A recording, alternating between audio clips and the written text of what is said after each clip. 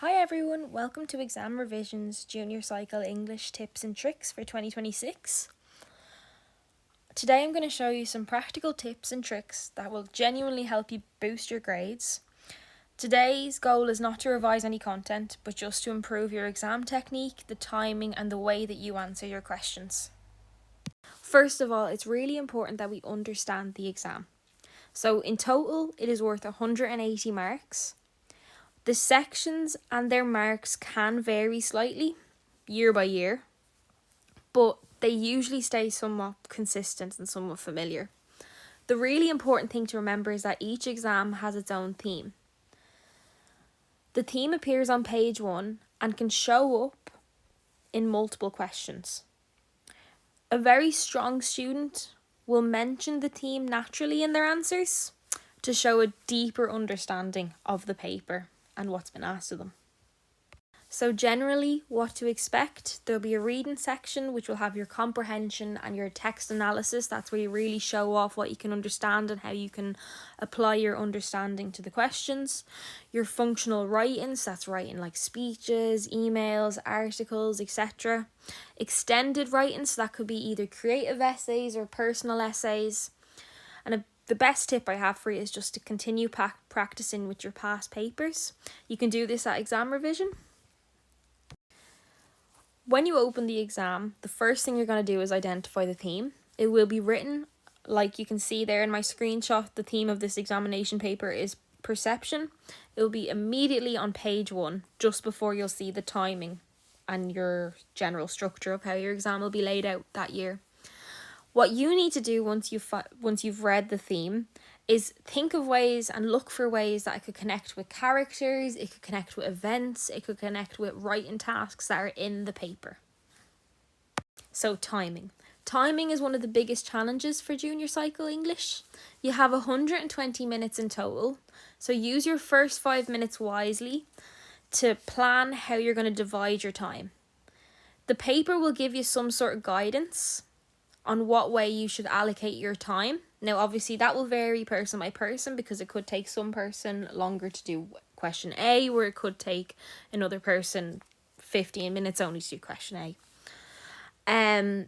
But it will give you a basic guideline that will help you.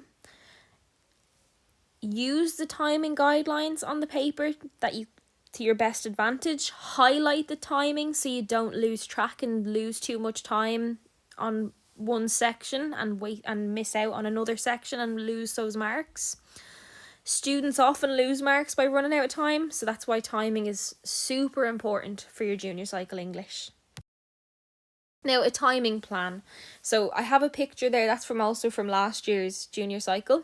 So that broke down the exam where it had the 4 sections A, B, C and D. It said what was going to be in each section, how many marks and how many questions. Then it gave you a basic guideline. So to answer all 10 questions and all parts of each question. The questions do not carry equal marks. The number of marks for each question is stated at the top of the question. You should spend about 30 minutes on section A, 30 minutes on section B, 25 minutes on section C, and 30 minutes on section C. So pretty much a basic guideline there. So you can use that in the exam and break down how much time you're going to be allocating to each section.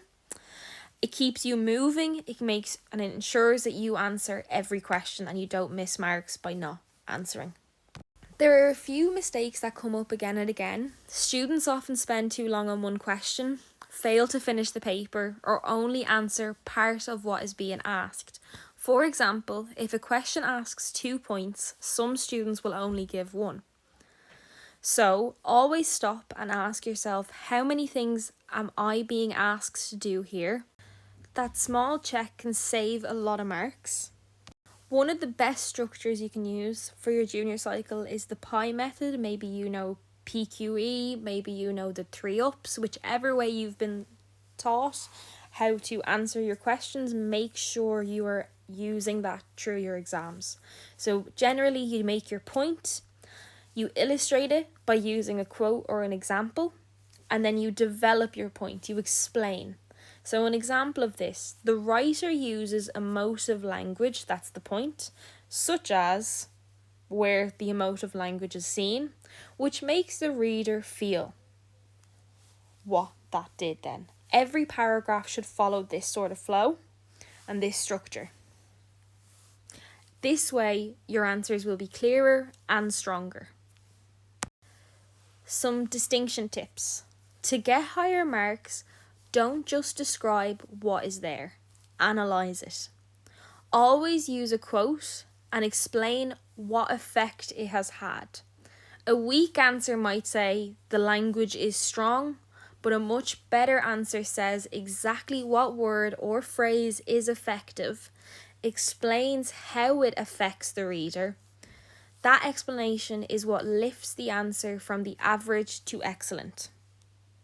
For spelling and punctuation matter more than students sometimes realise. Up to 10% of marks can be lost here.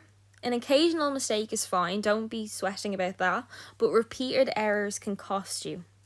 This is especially important for basic words, key terms, and the names of text or characters.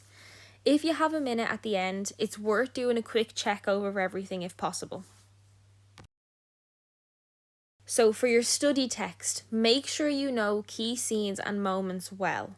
You should be able to explain what happens, why it matters, and what it shows about a character or a theme.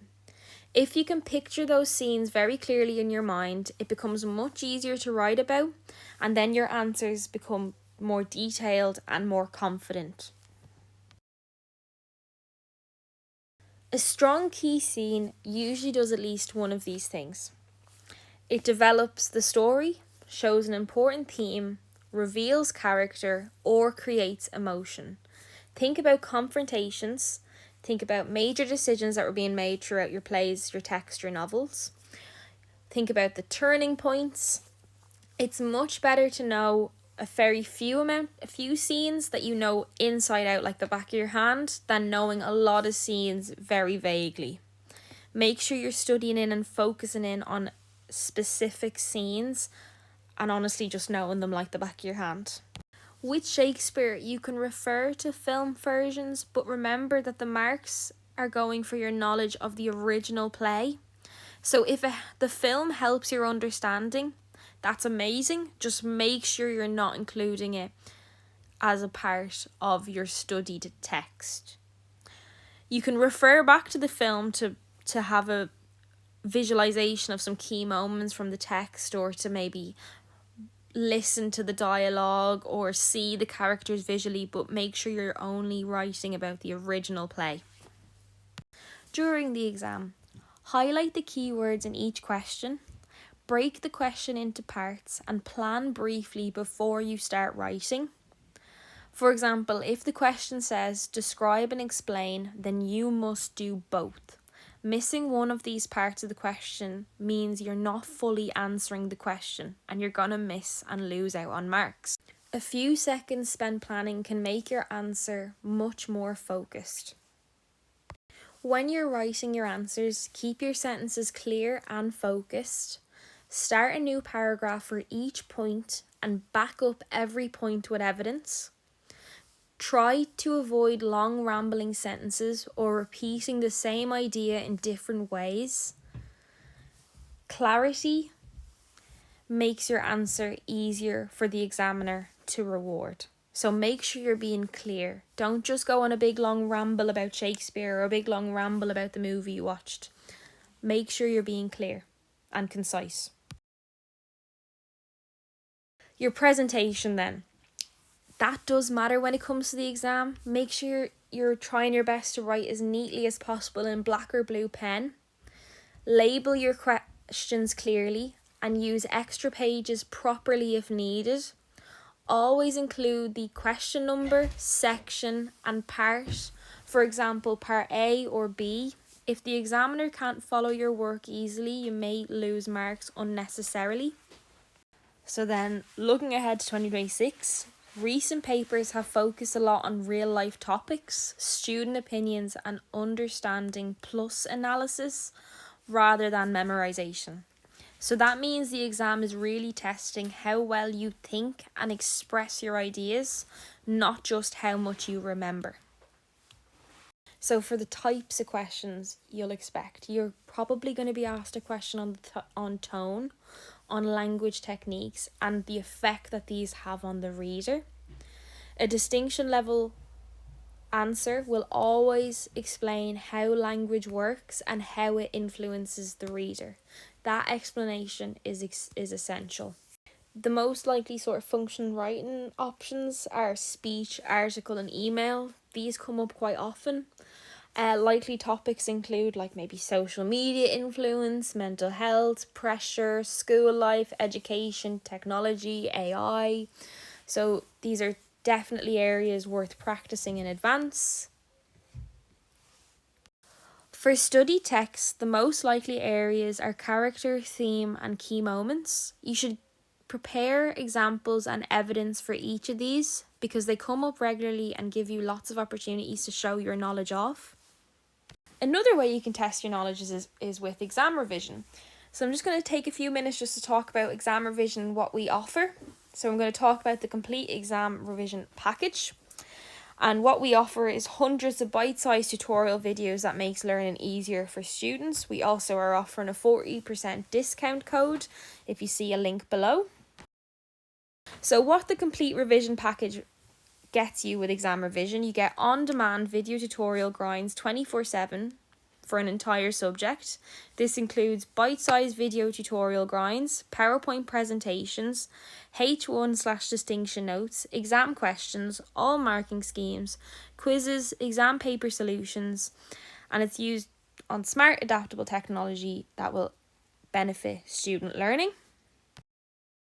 For Leave Insert, we offer 37 Leave Insert subjects. We have 27 premium subjects and 10 base subjects, which you can see in the graphs below. We also offer 19 junior cycle subjects. So whether it's English you're struggling with at the moment or you're preparing for, or music, Gaeilge, business, science, we have them all here at ExamRevision. And this is essentially what our package would look like across a multitude of devices. That would be on your basic desktop computer at home, your laptop, or for on-the-go study on your mobile device. And then this is just some of our student reviews. So what has cost students before?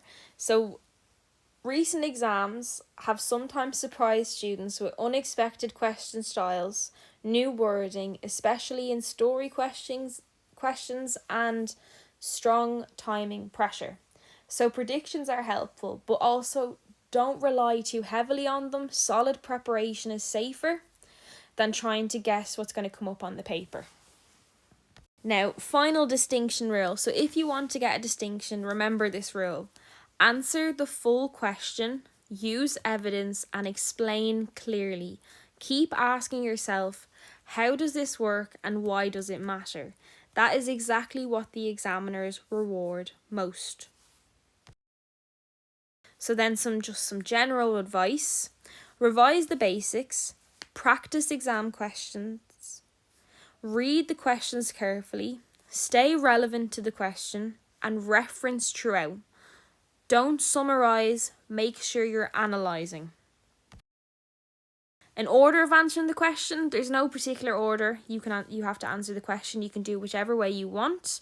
The way that worked best for me when I was doing my junior cert was I responded to the study section first so I could just get all the information out of my brain. And then I'd move on to the unseen sections. And then I went back to my favourite sections, which for me was the creative writing or functional writing. And then some final tips just to round everything off. Make sure we read the question first, slowly and carefully, and highlight or underline the important words. Rewrite the question in simpler language if you're not sure what's being asked. Read the passage, underline or highlight anything that you think you might use in your answers and number it for the questions. Pay attention to how many marks each question is. Don't get stuck making 1 point over and over and over again. Make 1 point for every 5 marks that are available. Stick closely to answering the questions asked. Don't simply summarise the text unless you're asked to. When quoting directly from the text, use quotation marks. Be organised in your writing and don't wander off on a tangent. Keep straight to the point. And then tips for your exam day. Have a good night rest before. Eat a good breakfast in the morning. Make sure you have everything that's needed and prepared for your exam, like a pen, ruler, calculator. Remember your exam number. Make sure you arrive at least 20 minutes before your exam is due to start. Wear a watch, non-electronic. It's vital you're aware of your timing during the exam. Prepare a rough plan in your head of what order you plan to answer the questions in. Remember to stay calm. Read over every question before you hand up your paper, as once you've handed it up, there's no going back. And then talk to some of your friends, a teacher or parent or guardian if you're worried or stressed about your exams. Remember, it's perfectly normal to feel stressed, but if it gets too much, let someone know. And then with that, best of luck everyone. Thank you so much for watching.